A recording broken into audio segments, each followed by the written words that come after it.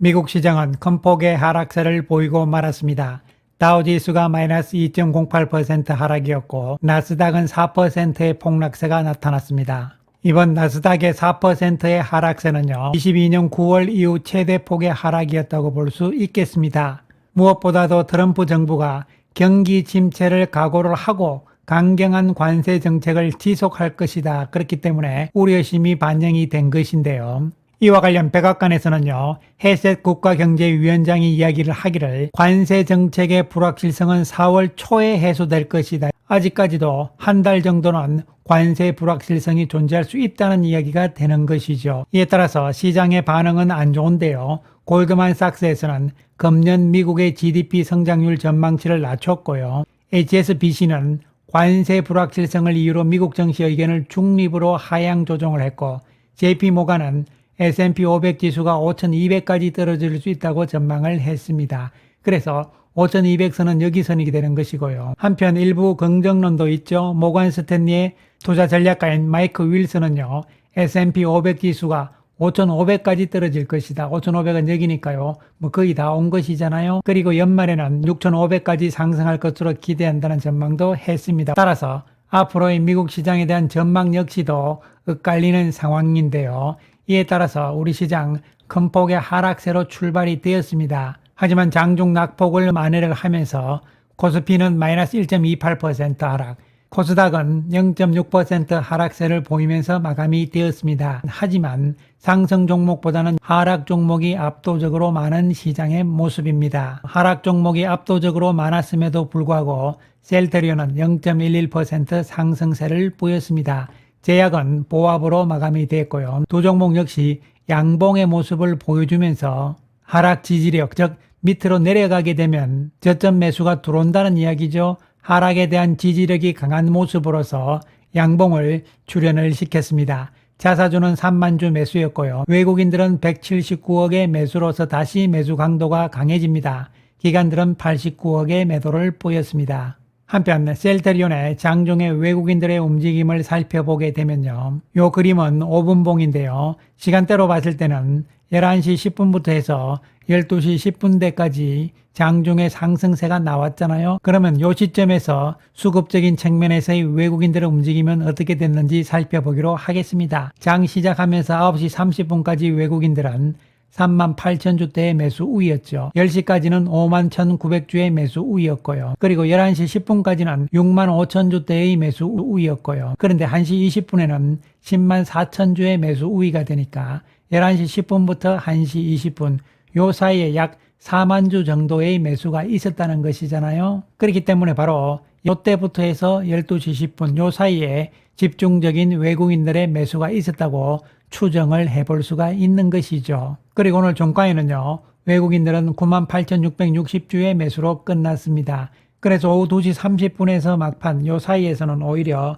12,300주 정도 매도를 한 모습이죠. 그래서 오늘 최종 집계는 외국인들 매수는 98,660주가 된 것이죠. 한편 외국계 창구별로 봤을 때 오늘 외국계 창구의 전체 매수는 13만 1,535주가 됩니다.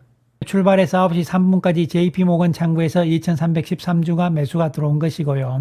그리고 HSBC 창구에서 66,850주, CLSA 창구에서 62,372주의 매수가 들어온 것입니다. 그래서 국내 증권회사 창구를 이용하는 외국인들 쪽에서 일부 매도가 있었다고 추정을 해볼 수 있겠습니다.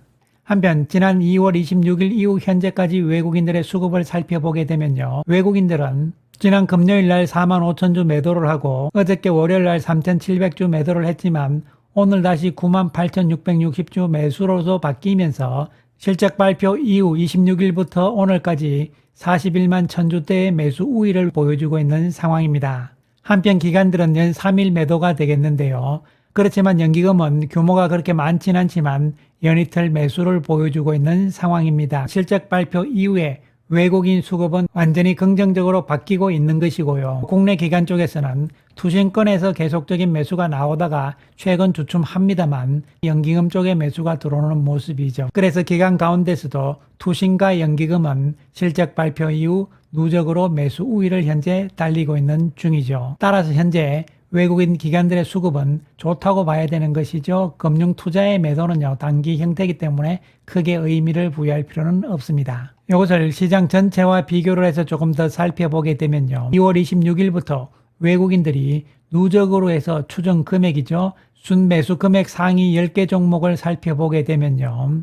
셀트리온이 5번째에 들어가 있죠. 그 기간 동안 외국인들이 768억의 매수 우위가 되는 것이고요. 그런데 이 가운데서 외국계가 6만 1000주가 넘는 대부분을 차지하고 있다는 측면이죠. 그렇기 때문에 장기적인 성격의 패시브 자금들은 셀트리온에 대해서 매수 쪽으로 방향을 완전히 바꿨다고 볼 수가 있는 것이고요. 그 이유는 2월 26일 실적 발표 이후 수급적인 호재가 될 수 있는 자본 준비금 감액 승인의 건이 이번 주총에서 상정이 되기 때문이죠. 여러분 이미 이 부분에 대해서는 충분히 설명을 드렸듯이 다 아시겠습니다만요. 이것은 비과세 현금 배당이 되는 것이고 헬스케어와의 합병을 통해서 발생한 주식 발행 초과금 여기에서 6,200억을 이익잉여금으로 전환시키면서 요 금액 6,200억 원을 가지고 현금 배당을 주는데 요 현금 배당은 비과세다 이런 이야기죠. 그렇기 때문에 개인 주주든 법인 주주한테는 비과세 효과가 긍정적으로 작용이 된다는 것이고 이번 주총에서 이것이 상정이 돼서 통과가 된다면요. 이사회 결의를 통해서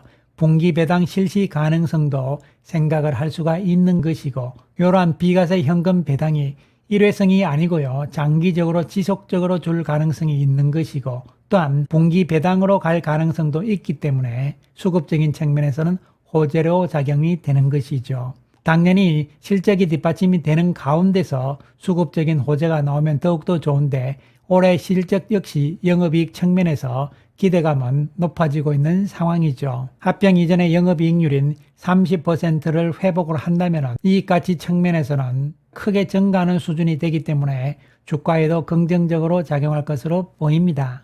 그래서 결론적으로 말씀을 드리면 최근 외국인들이 수급이 좋아지고 또 이 외국인들이 장기적 성격의 패시브 자금일 가능성이 높다는 것은 바로 실적이 뒷받침이 된다는 것이고 여기에다가 플러스 수급적인 측면에서 비과세 현금 배당의 재료가 있다는 측면이죠. 따라서 국내 시장에서 지난 26일 실적 발표 이후 탑5잖아요. 외국인들의 누적 순매수 규모가. 그렇기 때문에 오늘도 그렇습니다만 최근 들어서 시장 전체에 안 좋은 영향을 별로 안 받는 것이잖아요. 한편 셀트리온은 어저께 졸레어 바이오시밀러 옴니클로가 미국 FDA의 승인이 났다는 소식을 전했는데요. 중요한 것은 유럽뿐만 아니라 미국에서도 퍼스트 무브라는 것이죠. 셀트리온의 제품들 가운데서 퍼스트 무브 제품은요. 램시마가 세계 최초 그리고 퍼스트 무브였고요. 그 다음으로 트룩시마가 퍼스트 무브였습니다. 그 이후 이번에 옴니클로가 세 번째의 퍼스트 무브가 되는 것이죠. 미국 시장에서는 퍼스트 무브일 뿐만이 아니라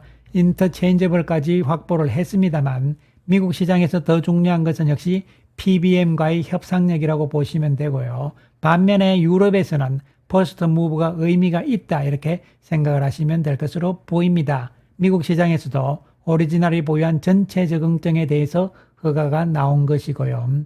이를 정리를 하게 되면요. 미국 시장엔 지금 핵심은 뭐냐면요. 25년 11월 달에 특허가 만료된다는 측면입니다. 그렇기 때문에 퍼스트 무브이긴 하지만 미국에서 출시가 되는 시점은 올 연말쯤이다 이렇게 생각을 해야 되는 것이죠. 옴니클로 역시 미국보다는 먼저 유럽에서의 선전을 우리는 기대를 해볼 수 있겠습니다.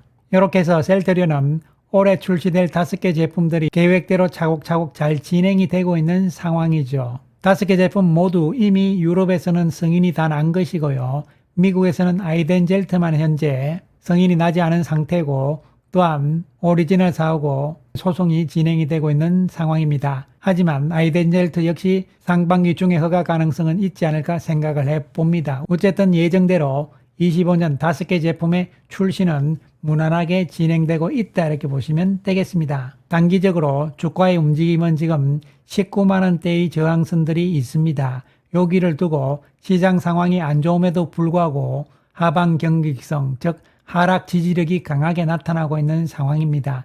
따라서 안정적인 기간 조정의 모습이 단기적으로 나올 수 있겠지만요. 조만간 19만원 선 돌파를 시도할 것으로 예상이 됩니다. 그리고 긴 흐름으로 봐야 되겠죠.